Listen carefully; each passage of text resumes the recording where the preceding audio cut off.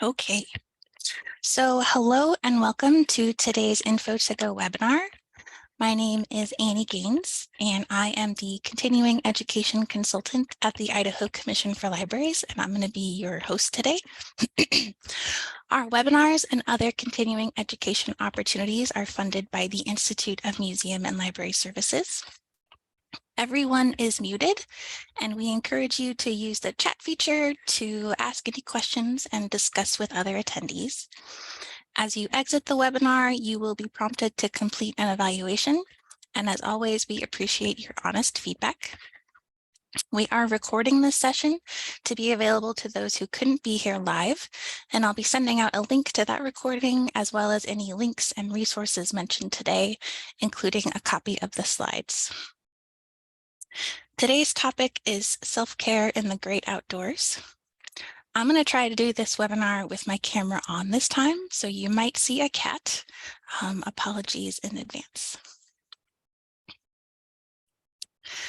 So what is self-care?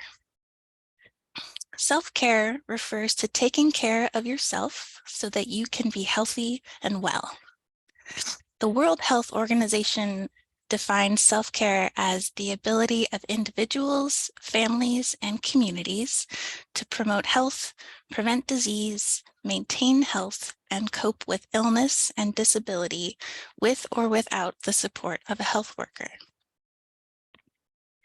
According to this definition, self-care includes everything related to staying physically and emotionally healthy, including hygiene, nutrition, and seeking medical care when needed. Basically, self-care refers to all of the various steps you can take to manage the stressors in your life.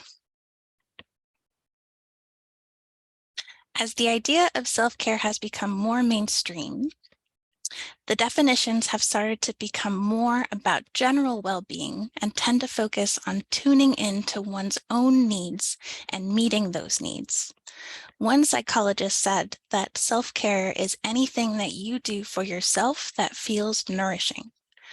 It can be something that's relaxing or calming, or it can be something that is intellectual or spiritual or physical or even practical.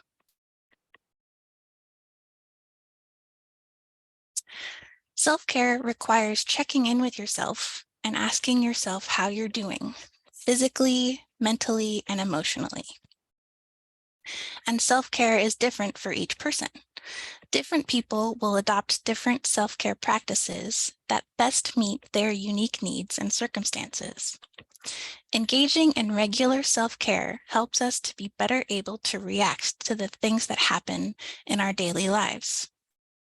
And it's just a way to help maintain positive well-being.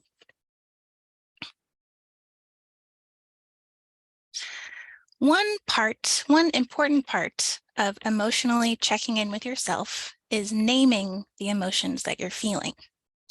Naming the things that we're feeling can help us calm that feeling down, make it feel more manageable and a little bit easier to cope with. And there's even neuroscience research that backs this up. Marc Brackett published research which showed that simply naming our emotions dampens our limbic system, which is a center for the emotion creation in the brain. In his book, Permission to Feel, he suggests a 5-step process to working with our emotions that he describes as a ruler. Recognizing our emotions, understanding them, labeling our emotions, expressing them, and then regulating our emotions.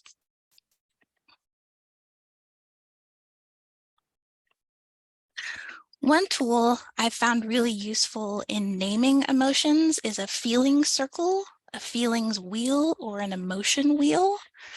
It's a visual representation of a whole bunch of different emotions spread out sort of by complexity.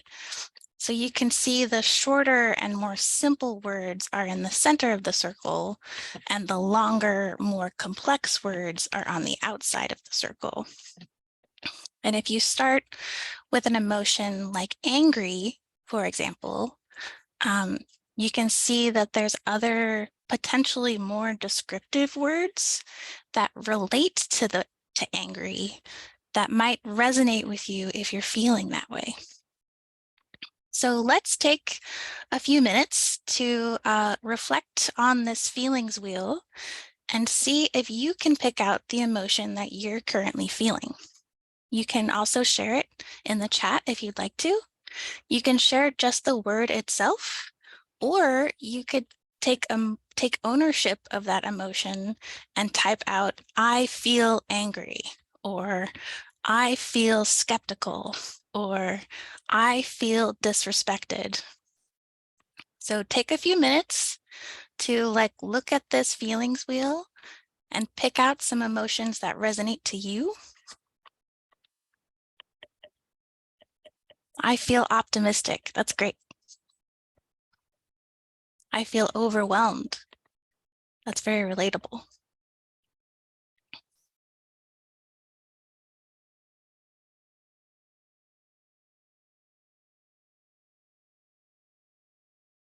I feel hopeful.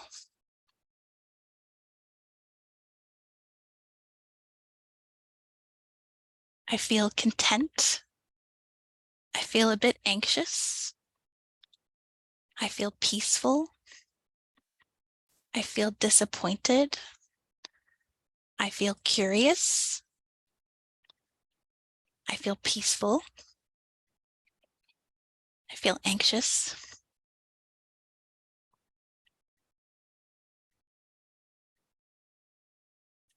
These are all good descriptive words. So if you found that this practice has been helpful, I recommend finding and bookmarking or printing out your own copy of a feelings wheel like this so that you can help yourself name your emotions. I'll also include a link to where I found this one in the email that I sent out after the webinar. So you can add that to your own self-care toolbox. And previously, I've talked about developing a self-care toolbox, which can be a literal or metaphorical box of self-care tools and resources that you can turn to when you need them. This could be a drawer in your desk that has candy, coloring books, fidget toys, healthy snacks, or whatever else you might need at work. It could be a set of bookmarks to your favorite funny YouTube videos to pull up when you need a pick-me-up. It could be a list of things to do in your phone's notes app so that you can turn to those when you don't know what to do. Or it could be a mental list. But I think having a physical list somewhere can be really useful because it's hard to remember all of these great things that you intend to do for yourself when you're actively struggling. So making it easy for yourself to find and refer to that list is one thing that you can do to encourage your own self-care.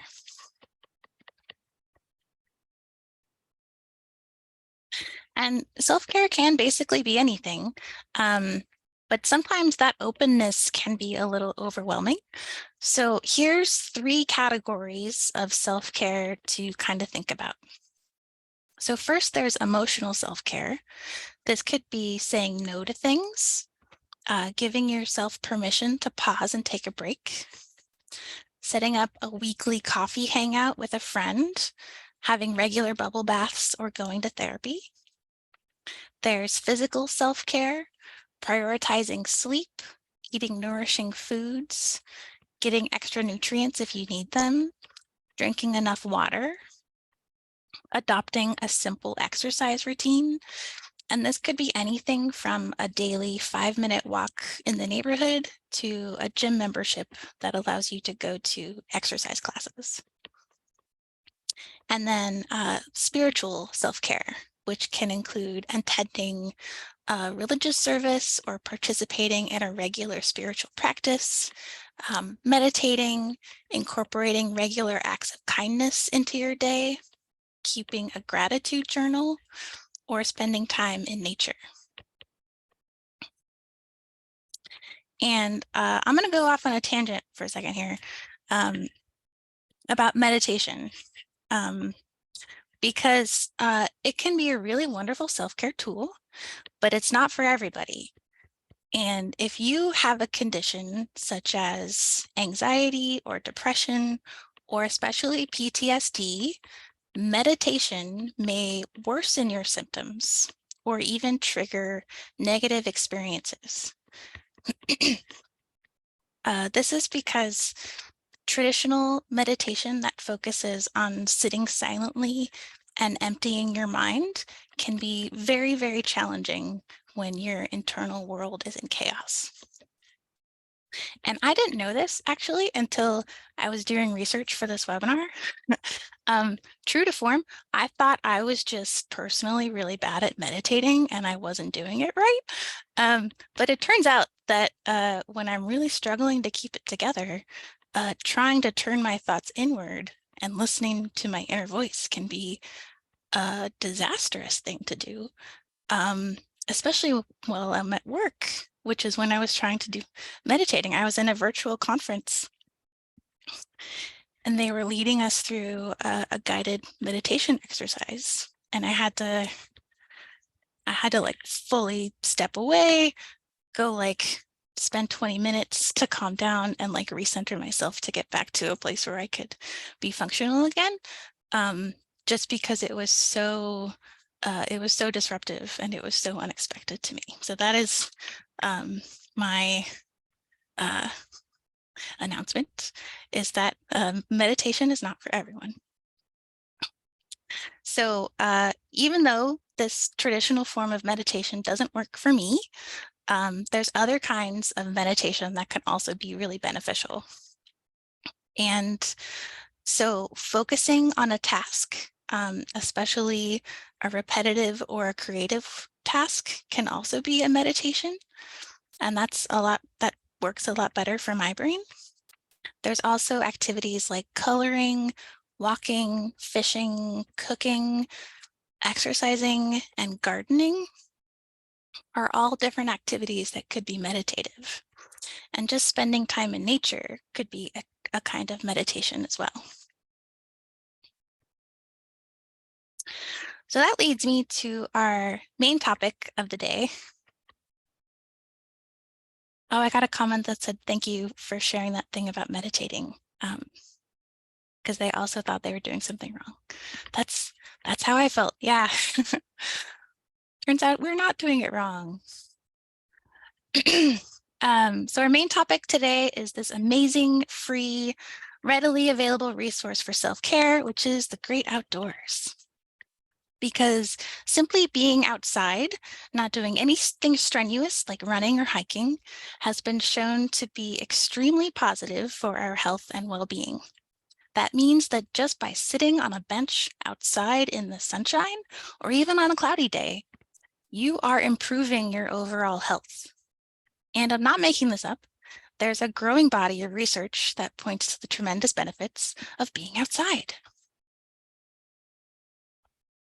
First, there's a meta-analysis of over 140 studies published in the Journal of Environmental Research in 2018 that found that a person's exposure to green space was associated with lower heart rate, lower blood pressure, and lower cortisol levels, all signifying a stress reduction, as well as reduced occurrences of chronic health conditions like diabetes and heart disease.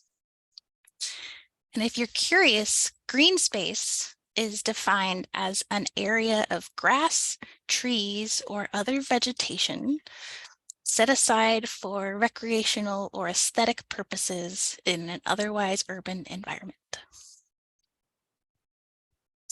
There's also a review of 14 studies published in Frontiers of Psychology in 2019 that found that as little as 10 to 30 minutes of being in nature decreased both the biological markers of stress and the self-reported feelings of stress. Being outside also led to improvements in mood, including lower feelings of anxiety, fatigue, depression, and greater feelings of calm, comfort, and being relaxed.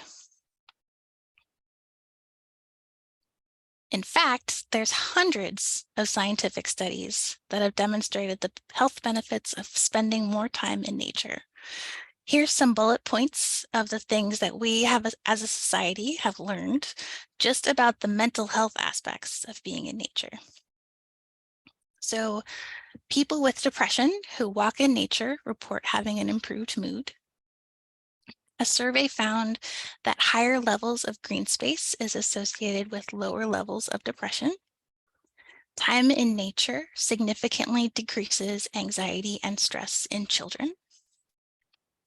Exercising in natural environments relieves stress better than exercising indoors.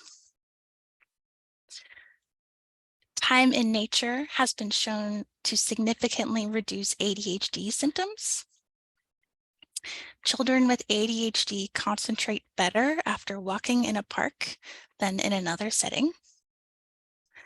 Exercising in natural environments restores an attention level better than exercising indoors.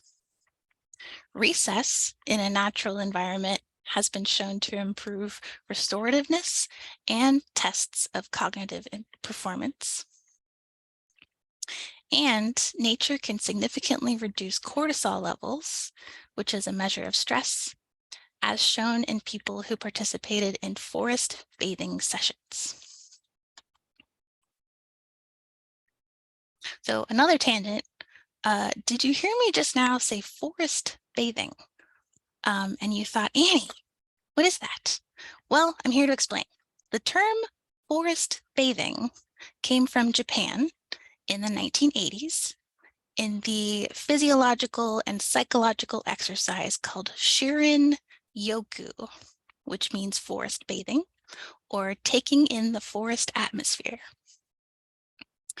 The purpose of the exercise was to offer an environmental antidote to the technology burnout gripping the country at the time, and to inspire residents to reconnect with and protect the country's forests. Then in the 90s, researchers began studying the benefits of forest bathing to show scientifically that time in nature is good for us.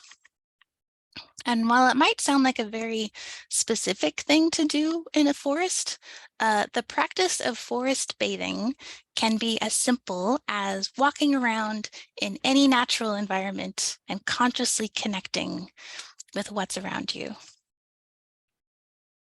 And forest bathing is just one example of doing self-care outside. To support you getting outside as an act of self-care, we've collected some tips and activities for you to think about.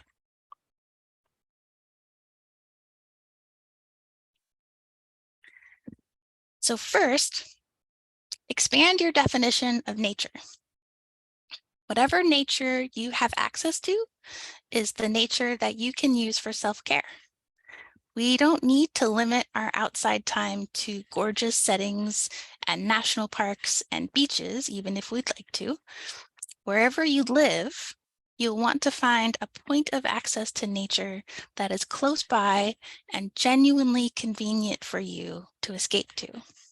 It could be your backyard, a nearby park, a walking path, a rooftop garden, a patio, or even the trees along the edges of a parking lot. Idaho is a fairly rural state, so there's lots of nature to be found here, but even in the city, there's a lot of biodiversity to interact with. In Boise, we have these walking and biking paths that go through the city along the river. And there are countless little spots where you can sit on a bench and just observe nature. I have actually seen a beaver playing in the river while walking along the path in Boise. And you don't want to overthink it. When we're trying to relax in nature, the worst thing we can do is overthink it and stress out about it. So try not to make your outside excursions just another thing you have to do. You should be able to let yourself exist in nature, in a natural environment, in whatever way feels most nourishing to you. Next, you could try writing yourself a nature prescription. So what if we treated our time in nature like medicine in a literal way and wrote ourselves a prescription for it? That's the idea behind the organization Park RX America. They encourage us to write a nature prescription, being really intentional about writing down our commitment to go outdoors. They offer this handy tool online where you can write up your own prescription and share it with your doctor or therapist so they can give feedback and ideas as well.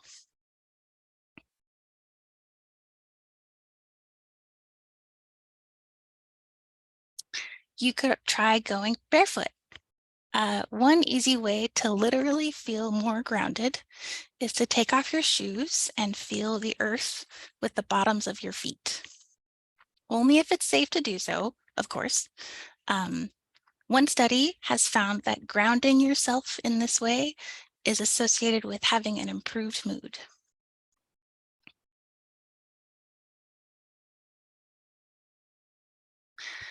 Find a spot to sit. Now, this is not just any place to sit, but you want to find a nearby spot that you can return to again and again. And the idea with sitting is it's sort of like a meditation or mindfulness exercise.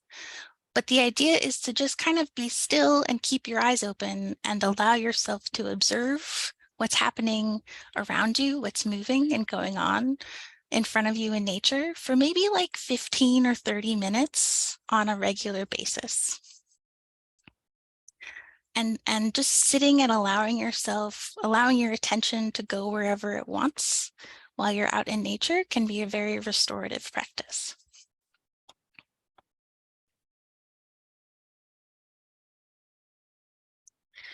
In order to be in a good headspace to heal when you're in nature, it's important to be in a physical space where you feel safe and that feels welcoming to you.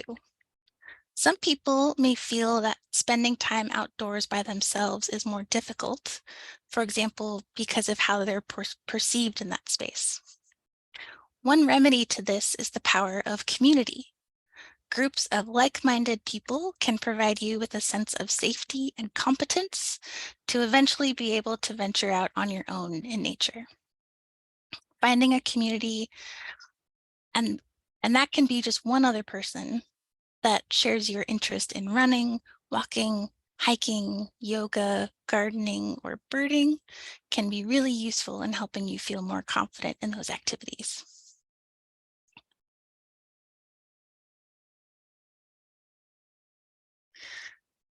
It's also good to seek out an experience of awe. Starting about 15 years ago, scientists have been studying the mysterious and complex feeling called awe, the feeling we get when we're in the presence of something vast that challenges our understanding of the world, like looking up at millions of stars in the night sky. The latest research suggests that experiencing awe may lead to a wide range of benefits, from improved health and happiness to increased generosity, humility, and critical thinking. According to the experts, there's two ways to induce awe: by experiencing something that has perceptual vastness, such as the Grand Canyon, or by experiencing conceptual vastness, such as mind-blowing ideas.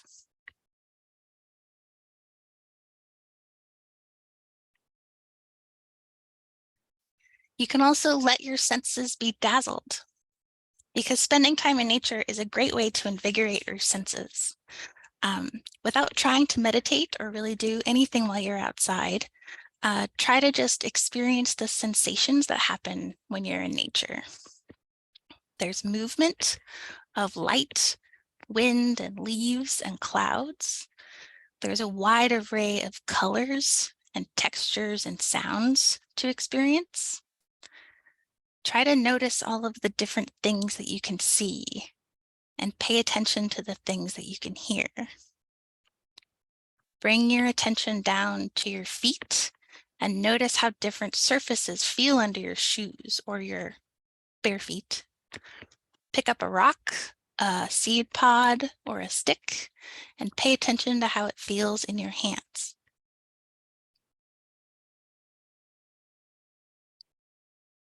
You can also go on a scavenger hunt, a sensory scavenger hunt. That's another way to pay attention with your senses. And you can practice it one sense at a time. So you can focus on colors, like how many different colors do you see? How many different shades of green specifically? And that can be really fun. Can you notice all of the things in the environment that are moving? And then notice all of the things that are standing still.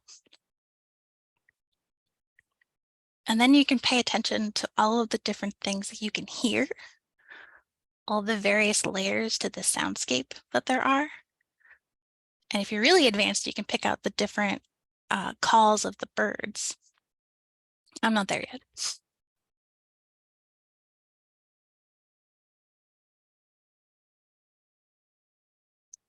To expand on the scavenger hunt idea, you could try nature journaling. So as you're noticing the different shades of green and making lists of the things that you're seeing and hearing, you can write down or draw the things that you find while you're out in nature. And there's no goal or expected outcome that you're trying to achieve by journaling about nature, but maybe you're just making observations about what's happening around you. Just the practice of paying attention, reflecting on, and recording your surroundings can be a great way to help you feel present where you are. And it's also a great way to make memories of where you've been. Some simple prompts to get started are the phrases, I notice, I wonder, and it reminds me of. But this is a very free-form, open-ended, do whatever you want kind of activity. If you want a little more guidance, I have a couple links on this page, and I'll include them in the email that I sent out, to a free ebook on nature journaling. It's specifically an ebook about teaching nature journaling, but you could also be teaching yourself. And then on that same website, there's a list of blog archives where he has some lessons on how to do different nature journaling prompts and how to draw birds and leaves and things like that.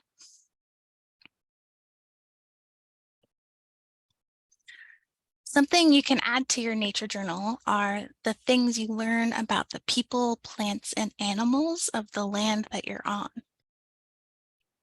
Familiarizing yourself with the places you spend time outdoors can help you feel more at home.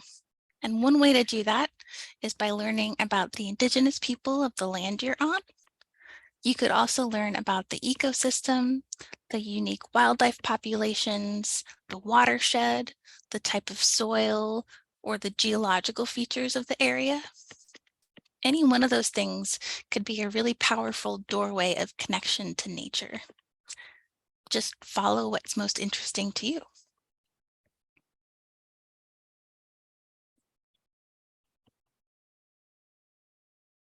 And if possible, leave your phone at home. When you're trying to take care of yourself, it can help to give yourself a little break from being accountable to the outside world. Leaving your phone at home allows you to be more present in the environment and also with yourself.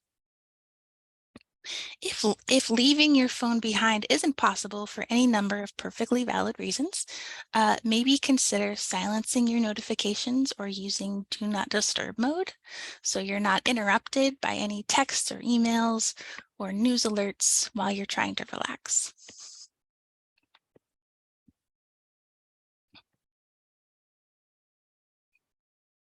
You can also go for a slow, aimless wander in the woods. Usually when we go for a walk or a hike, we're trying to get somewhere, like we have a destination. But one of the best ways to spend time alone in nature is in a forest with no destination, letting your senses, intuition, and sense of curiosity and wonder guide you.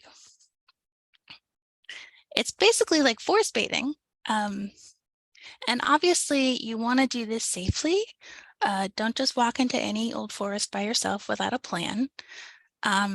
but a place with a variety of paths, like a park or an arboretum, can be a way to practice meandering without a set destination in mind.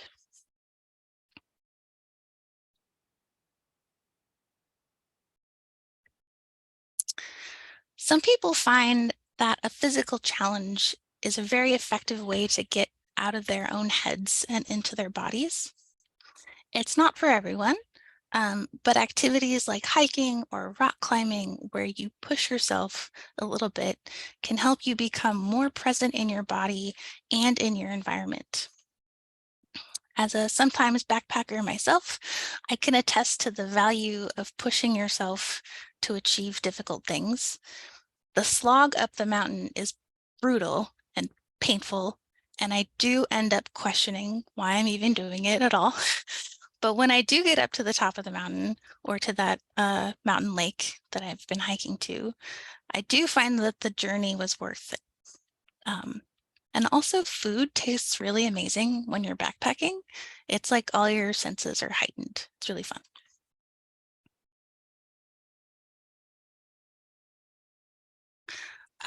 So you might notice a theme of returning again and again to the same spot in some of these suggestions. And that's an intentional part of restorative practices. One thing you can do is pick a tree to become friends with. I've actually done this before. Uh, when I worked at the University of Idaho Library, near that part of campus is an arboretum with many awesome trees with paths and benches. And I would regularly go out and hang out with this one tree, and I would even practice my presentations and speeches to it. And I felt like I came to know that tree as a friend. And making a connection with a tree is a great way of cultivating a deeper connection with nature.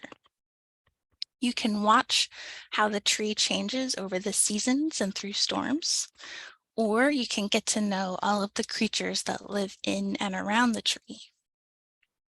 Over time, you can develop a greater appreciation for the tree's presence, how generous it is to the community around it, and you can even talk to it, like I did.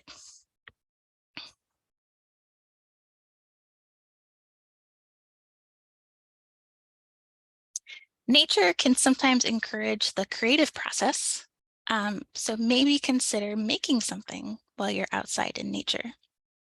You can either bring along a sketchbook, camera, or a painting kit with you, or you can make art using the materials that are around you.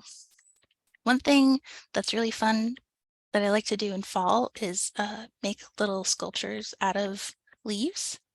Um, that's a very fun thing to do. Um, Land art or earth art is a way of making art out of the natural environment.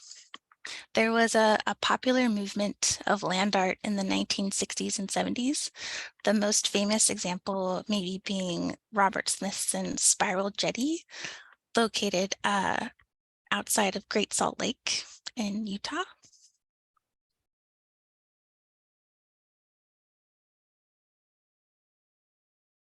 The artist Andy Goldsworthy is also a really interesting example of this movement, where he will spend hours and hours meticulously placing leaves in just the right position and then photographing it and then walking away to let this sculpture slowly degrade back into nature. And there's a few really great documentaries about him. He's a great person to watch.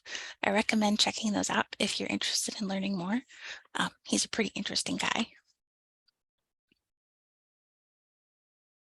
And here's some more examples of the kind of work that he makes.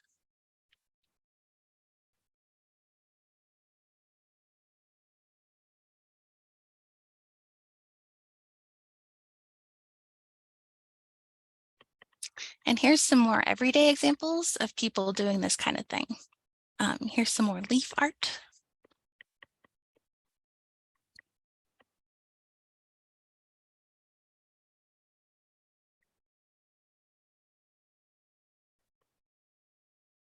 Here's some art made of rocks and sticks.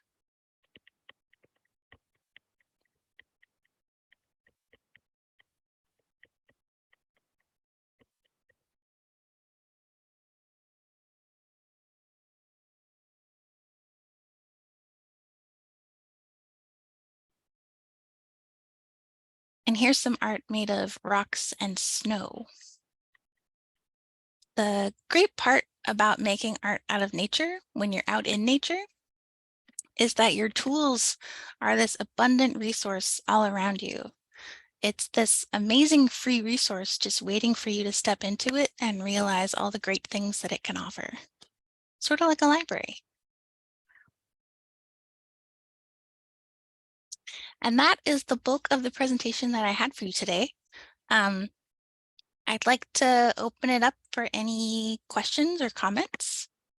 And while you are typing those up, I just want to say thank you so much for being here. Thank you for taking this time for yourself. It's been a really difficult year so far, and I know that I really needed to up my self-care routine in order to just kind of keep up with everything that's happening. So I hope this webinar provided some useful tools and ideas for you to think about on your own self-care journey. I also, at the end of the slide deck that I'll be sending out, I have a list of books and a list of links. So here's the list of books. I saw someone in the chat mentioning this book by Dr. This Forest Bathing, How Trees Can Help You Find Health and Happiness in Your Library. And so here's some other books.